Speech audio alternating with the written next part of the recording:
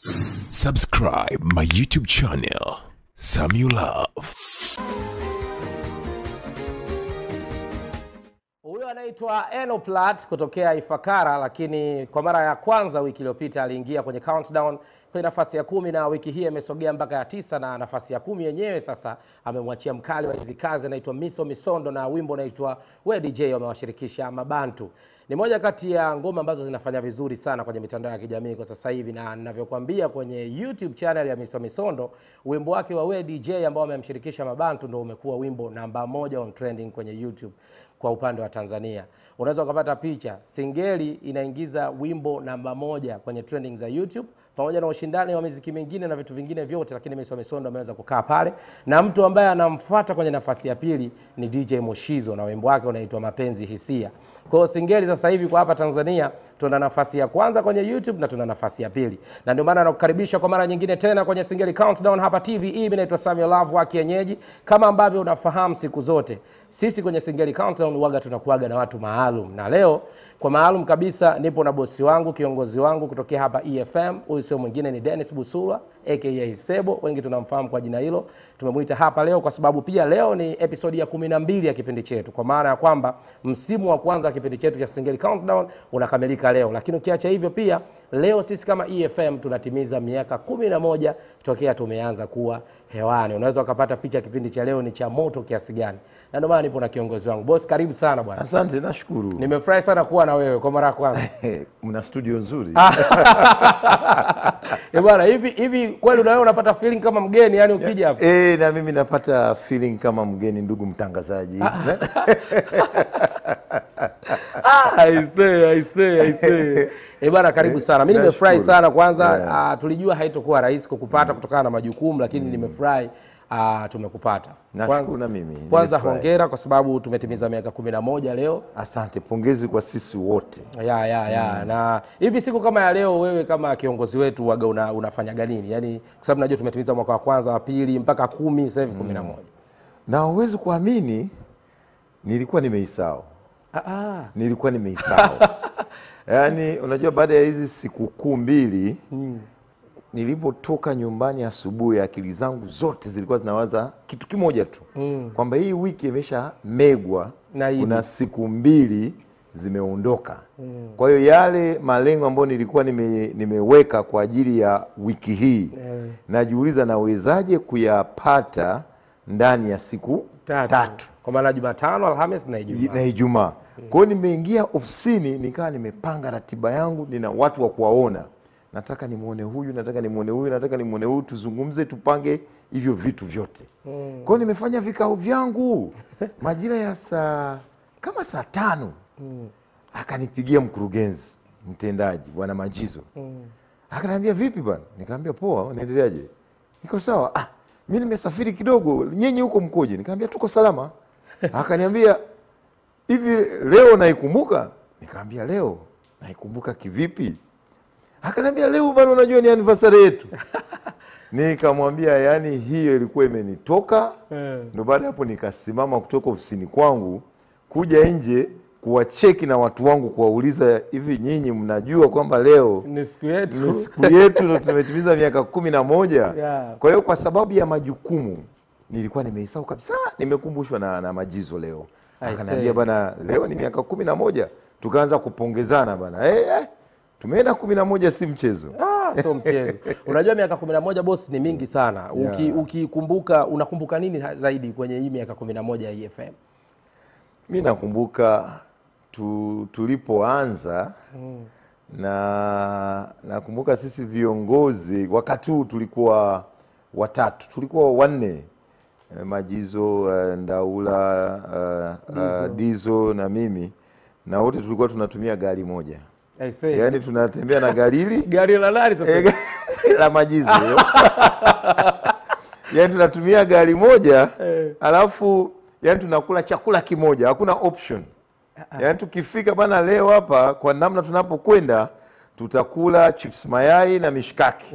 Kwa hiyo huwezi kusema wewe unataka maharage, sijui unataka ubwabwa wala nini. Nalikumbuka hilo sana. Na hiyo ilikuwa ni lifestyle au mliamua tu?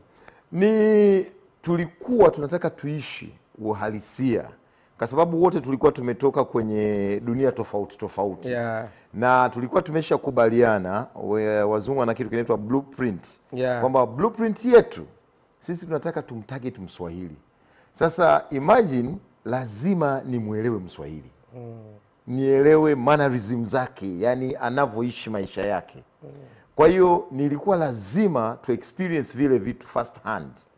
Kama ni chakula, twende tukale hicho chakula tukijue kikoje, ili hata kama unataka uboreshe kidogo ujue unaanzia wapi, unaishi maisha yao, unaishi Kwa hiyo tulitaka tuingie kwenye lifestyle yao ili tuweze kuelewa kama viongozi kwamba unapotaka kumtarget mtu kwamba huyu ndo nataka nimhudumie, lazima umjue. Yani uwezi kutoka from nowhere useme nataka nimhudumie huyu na hata ujui yani huyu mtu anachokipenda ni kitu gani. Utamdanganya. Au utakuwa unaishi maisha fake. Kwa hiyo tulitaka tuishi yale maisha first hand, tuyajue ili tujue mahitaji ya huyu Mswahili, vitu gani vinamfurahisha, vitu gani vinamuudhi. Kwa hiyo tulikuwa tunajikuta most of the time tuko barabarani. Tuko pamoja. Yani wakati EFM ndio inaanza, tulikuwa tunatembea pamoja kama mapacha. Muda wote tuko pamoja. Kwa jambo lolote likitokea, yani wote tupo kwa ajili ya kufanya maamuzi. Maana hili tunaweza tukafanya hivi. Na kitu kingine kikubwa mimi nakikumbuka sana kuhusu safari yetu, wakati tunaanza jioni hivi, tulikuwa na kipindi tunapiga mziki wa mbele wa zamani. Kama soul fulani na nini, R&B za zamani. Na kipindi hicho alikuwa anafanya kipindi alikuwa DJ ni Kamokali. Sosi. Sasa tuko kwenye gari wanne. Sisi tunajua hiki kipindi si aina ya mziki ambayo itapigwa ni mziki fulani. Mara tunasikia wimbo wa Wizkid, Are You Gonna Dance If I Show You. Najuza sasa kwenye muziki ya zamani ule wimbo ulikuwa ni mpya. Ndio ulikuwa unatoka. Unatoka, huu umeingiaje huku? Kumbe bwana Kamokali bana ameambiwa yani na rafiki yake wa kike, bana nampenda wimbo fulani. Adedicate. Kwa hiyo katikati ya muziki wa zamani tukakuta Are You Gonna Dance inapigwa pale ya Wizkid. Na mlikuwa mnasikiliza. Tunasikiza, tuko wote wanne kwenye gari. Tukampigia mzee vipi? Asa nimepitiwa. Baadaye tukaja kujua bana kumbe ile ilikuwa dedication. Kama moja ya memories zangu kwa kweli ya miaka 11 ya EFM. Hiyo nayo ipo. I say kuna mtu alishia kuniuliza swali na hata mimi mwenyewe pia nilikuwa nimewahi kujiuliza. Kwanza tunafahamu wakati EFM inaanza tayari wewe boss ulikuwa ni corporate people, tayari kuna level ya maisha ulikuwa tayari upo. Boss Maje hivyo pia, boss Dizo, hata boss Ndaula. Nataka kupata hiyo feeling baada ya kuwa mmepata wazo sasa tufanye tuweke redio yetu hiyo ya Waswahili na tuishi maisha ya Waswahili. Yaani ilikuwaje rahisi kukubaliana kama viongozi? Haikuwa rahisi kukubaliana kwa sababu mimi nafikiri nilikuwa wa mwisho kujiunga kwenye hiyo timu.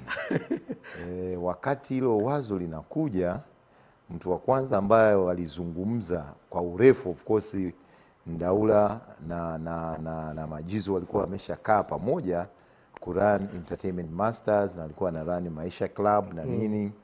Kwa hiyo wakamweka Dizo naye akawa mtu wa tatu kuja wazungumze waone wanaendaje. Mimi nilikuwa wa mwisho kwenye hiyo timu kuingia kwa sababu kama unavyosema nilikuwa nina maisha yangu mengine.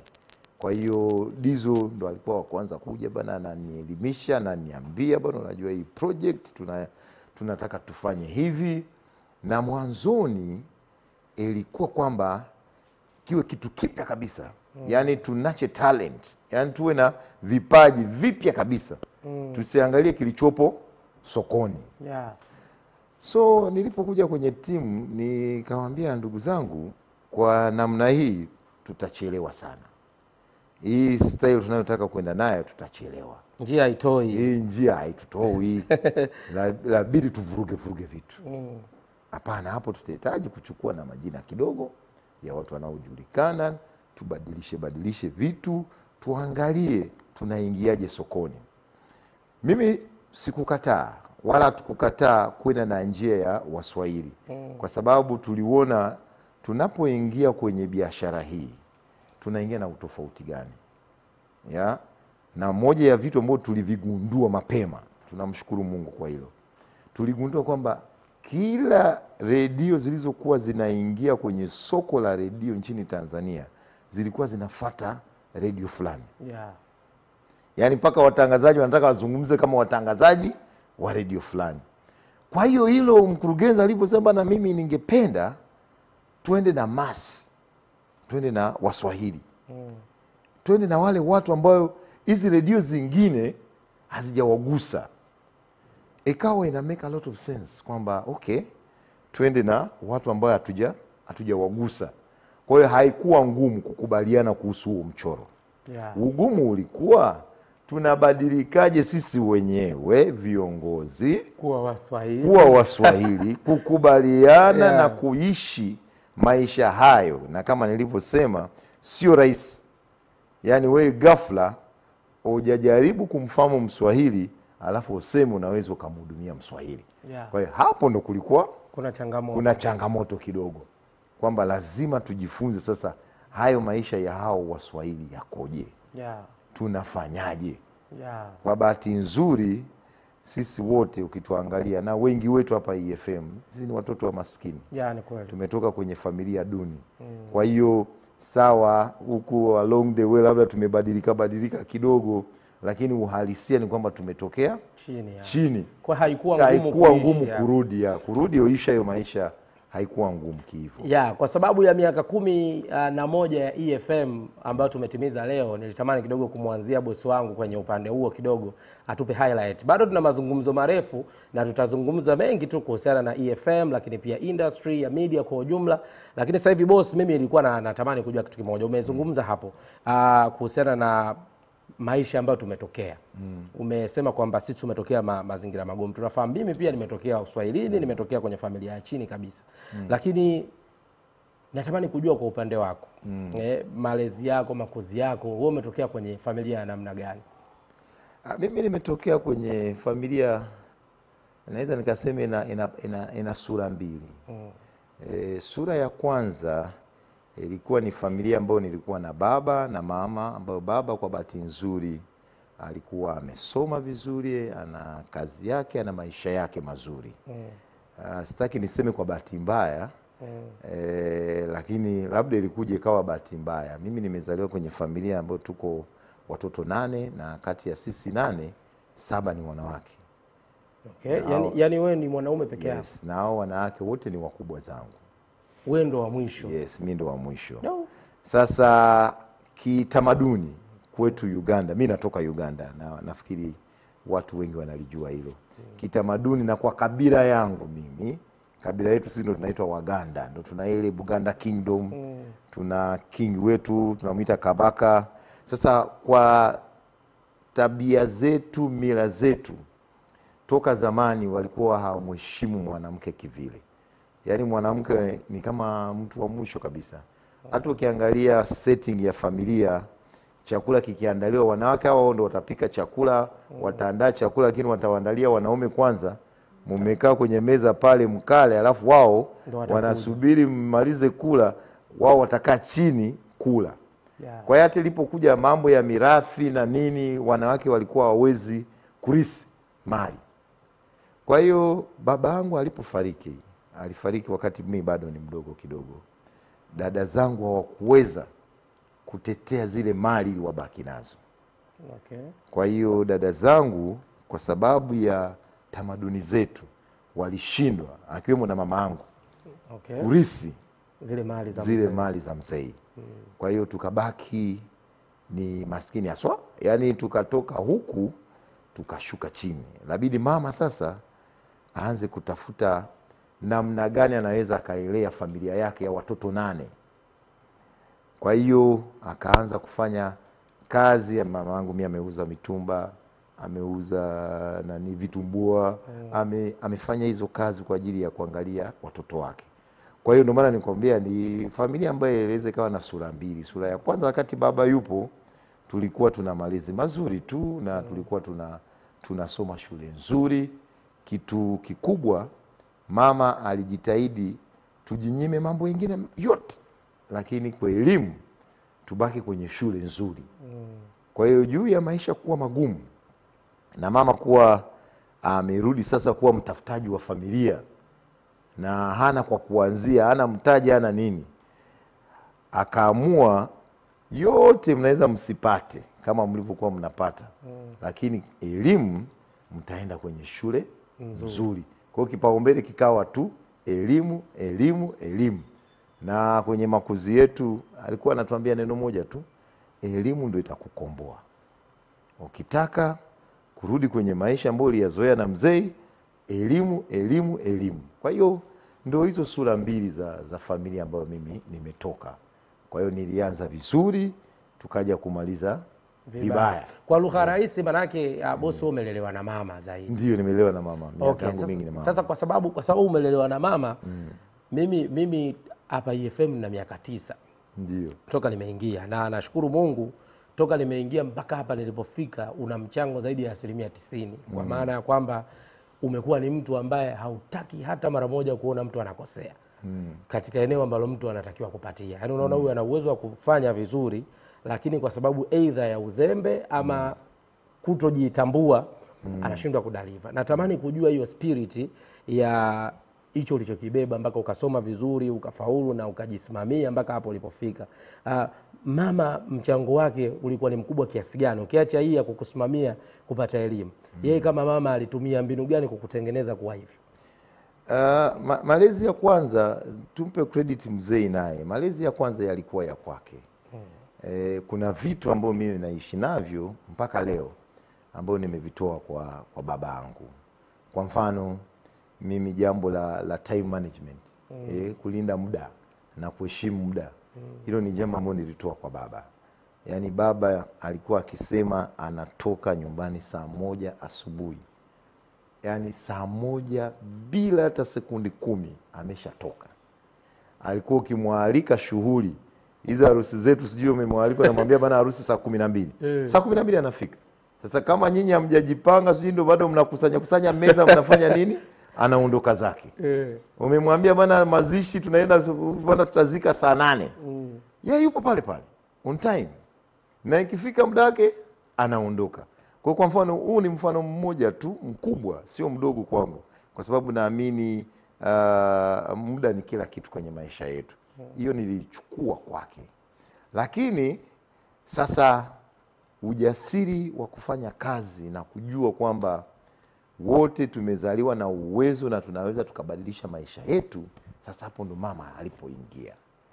Kwa kuangalia tulipoachwa na mzee na kazi ambayo alikuwa nayo mbele yake, hana nyumba, hana mtaji, nyumba zote zimechukuliwa na kila kitu, lakini akasema kwamba watoto wangu nitawalea na nitahakikisha vyote labda mtopata, lakini elimu mtapata. Kwa tunamuona mama anaanza kukusanya kuanzia senti 1, anaibadilisha na igeuza na kuwa biashara. Anafanya biashara hii, anagusa huku, anagusa kule, vitumbua huku, mihogo huku, mitumba upande wa pili. Tukaona ile dedication na hard work yake. Tukawa tunajifunza kwamba kumbe maisha bana haya unaweza ukayabadilisha wewe unavyotaka. Unaweza ukageuza hali ambayo labda ingekuwa tabu au shida ukaja kuigeuza kuwa furaha. Kwa hiyo hilo nilichukua kwake. Lakini uchapakazi nilitoa kwake, kwa sababu sisi mama alikuwa anaamka asubuhi, mnaenda shambani kwanza. Mnatoka shambani, mnafua nguo, mfanya usafi, mnafanya nini, alafu yeye sasa ndo anaenda na mitumba yake sasa kufanya kazi. Anarudi na chakula kibichi. Mnaanza kupika.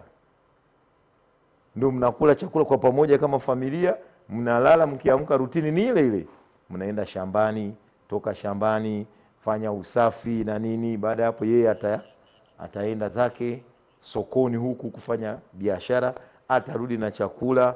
Kwa hiyo akatufundisha pia ile togetherness, kwamba sisi ni familia. Kila kitu tutafanya pamoja. Kama ni kwenda shambani tutaenda pamoja, kama ni kula tutakula pamoja. Kwa hiyo kuna hizo element ambazo nilizitoa kwa mama. Na kingine ni kujitambua kwamba mimi ni mtu wa aina gani. Kwa bahati nzuri Samio, kama nilivyokuambia, kwa sababu mama alitoa kipaumbele kwa elimu, kwa nikaa nasoma shule nzuri, shule ambazo nilikuwa nasoma na watoto wa mawaziri, watoto wa matajiri. Kwa hiyo unajua, tukikaa pamoja, hata hapa EFM tukae wote pamoja, unaweza ukajisahau haraka. Ukiona Samio ana iPhone ukafikiri na wewe unaweza unastahili kuimiliki. Kwa juu ya kuwa na hao watu wote ambao wengine ni watoto wa matajiri, bado nilibaki kutambua nafasi yangu kwamba mimi ni mtoto wa maskini, na nikitaka hayo maisha ni enjoy, huyu anayo enjoy, lazima nifanye kazi kwa bidii. Yaani hilo ilikuwa kama ndo mkataba ambao nilifunga na mama kwamba kwa kila kitu ninachojaribu kufanya nitakifanya kwa bidii, kwa kujua kwamba hicho kitu ndo uhai wangu, ndo maisha yangu. Kwa hiyo nilichukua nikajua mama amenifundisha maisha yangu yatarely kwenye nguvu zangu na jasho langu. Kwa hiyo chochote ninachofikiria kukifanya, najua hapo ndo nitatoa furaha au ndo machozi yatatoka hapo. Na wakati huo upo na mama sasa, unalelewa na nini, unasoma. Mwanzoni ndoto zilikuwa ni nini? Interestingly, mimi toka mwanzoni nilitaka kufanya mass communication chuoni. Nilitaka kufanya mass communication. Mass communication of course inaendana na mambo ya journalism. Ndio hicho kitu ambacho nilikitaka kukifanya. Sasa baba alipofariki, na Uganda kipindi kile system ilikuwa kwamba serikali inachukua wanafunzi 2,000 wa kwanza. Yaani mtafanya mtihani labda wa watoto 70,000. 2,000 wa kwanza ndio watalipiwa na serikali. 2,000 tu. Alafu hiyo nayo inaendana na umeomba kosi gani. Kwa mfano wewe umeomba sheria. Alafu usipate ile cut off point ya sheria, hata kama ulipata hii ya chini sijui ya social science ya nini, hawatakuchukua. Kwa hiyo mimi ndoto yangu ilikuwa mass communication, ambayo ilikuwa kutoa sheria. Mass communication ndio inarudi ndio ya pili. Kwa mass communication ni ndoto ya muda mrefu sana. Ya muda mrefu. Sasa wakati tunajaza zile form za kuomba sponsorship ya serikali, mama akaniambia, mwanangu, hii mass communication ni risk kubwa. Ukiijaza tu hiyo, usipoipata, hata kama utapata ndoto yako ndio imeishia hapo, utaweza kusoma. Kwa wakati wa kujaza nikaogopa kuomba mass communication. Nikaomba social sciences. Unajua kuna hilo unasema piga huu siwezi kushinda kupata cut off ya hii. Kwa mimi nikaomba social sciences. Sasa matokeo yanatoka, nimekuwa mtoto wa pili nchini Uganda kwa taifa zima. Kwa taifa zima. Senior 6 mwaka 1998. Nilikuwa mtoto wa pili. Sasa mtoto wa pili maana yake naweza nikafanya kosi yoyote. Naweza nikafanya sheria, naweza nikafanya mass comm, naweza nikafanya Makerere pale. Nikaa mimi nimeitwa kwenye ile kosa ambayo niliomba. Yaani nina point nyingi kuliko hata naye nifuata, lakini mimi jina langu ndo la kwanza kwenye social sciences. Sasa nimeenda chuo pale kucheki, nikaona nimepata social sciences, nikakubali kwamba bana mass communication sitoweza kuifanya, wacha niende na social sciences. Wakati niko chuo pale, unajua mitihani kama inavyotoka hapa system ipo. Wale watoto waliofaulu wanawekwa kwenye magazeti. Zinawekwa picha, yani top 10. Kwa top 10 ile picha zetu. Hapa tunasema Tanzania 1. Ziko kwenye magazeti. Sasa niko kwenye corridor zile za Makerere, hapo nimeshajiandaa kwamba bana mimi Mungu kashanipangia nitaenda kufanya social sciences. Niko kwenye zile corridor, nikakutana na mwalimu mmoja. Akanambia, "We mtoto we, mbona unafanana na mtoto alikuwa wa pili nchini?" Nikamwambia, "Ndo mimi." Akanambia, "Unajua mimi nimesoma shule yako huku na mimi ni obi wako." Ananiambia, "Mimi nimesoma hiyo shule. Kwa hiyo yani wewe umetuheshimisha sana. Naomba nikupeleke lunch." Kwa hiyo kanipeleka lunch, tumefika kwenye lunch pale tunakula, kaanza kuniuliza unakuja kusoma nini, sheria au mascom? Nikamwambia bwana, mimi nitakuja kusoma social sciences. Akaniambia social sciences kivipi? Nikamwambia ndo kosi niliyoiomba. Kwa hiyo nikampa historia yangu, akasema hapana, kuna kosi moja, kuna program moja Uganda inapeleka watoto Tanzania 98 kusoma, ila kosi ambazo zipo ni sheria. Kwenye arts ni sheria, kwenye sciences kuna medicine, pharmacy na nini. Kama unataka kufanya sheria naweza nikakufanyia mpango. Nikamwambia bana, kufanya social sciences bora nene nifanye sheria basi. Kwa hiyo tukatoka pale, nikaenda kwenye ofisi ya registrar. Hiyo uwezi kuamini Samio, ndio ilikuwa siku ya mwisho ya kufanya application. Kwa hiyo nimefanya application pale, ndo katoa hela kanipa ya kulipia ile form, nimeilipia. Kwa mawazo yalichange lunch. Yalichange kwenye ile lunch. Na yeye kuniambia kwamba hapa kuja Tanzania kosi ni moja tu, ni sheria. Kwa hiyo nikasema potelea mbali, nimeshindwa kufanya mass communication, acha nifanye sheria. Bana, imetajwa Tanzania. Wakati huo 98 bosi wangu alikuwa Uganda hapa, au sio bwana? Sasa hivi imetajwa Tanzania. Manake mpaka hapa tunavyozungumza na miaka mingi kweli tunaishi naye Tanzania. Kwa hiyo unaweza ukawa umeshaanza kupata picha safari ya bwana Dennis Busula kutoka Uganda kuja Tanzania. Kwanza ni elimu. Sasa kwa sababu muda bado tunao wa kutosha na tumekubaliana ni Singeli Countdown, tunahesabu ngoma bosi alafu tunazungumza kidogo. Nataka tukatazame video kwenye nafasi ya 8 ambapo wiki hii ipo ngoma kutoka kwa Shalom Mwamba na Chino Kid inaitwa Mguu Juu. Imepata nafasi ya 8 wiki hii na bado tuko hapa. Tutakuja kupiga story nyingi. Kama una chochote lolote unaweza kaingia kwenye mitandao yetu ya kijamii. Kwenye Instagram tunatumia TVE Tanzania, lakini hata ukiandika kwenye page ya EFM Tanzania pia tutaziona pale na utashiriki na sisi vizuri kabisa. Usisahau kwamba leo ni miaka 11 ya EFM tokea tumeanza kuwa hewani. Kwa hiyo tunapiga story hapa, lakini pia tupo kwenye celebration ya birthday yetu. Tutazungumza mengi mazuri. Namba 8. Subscribe my YouTube channel, Samio Love.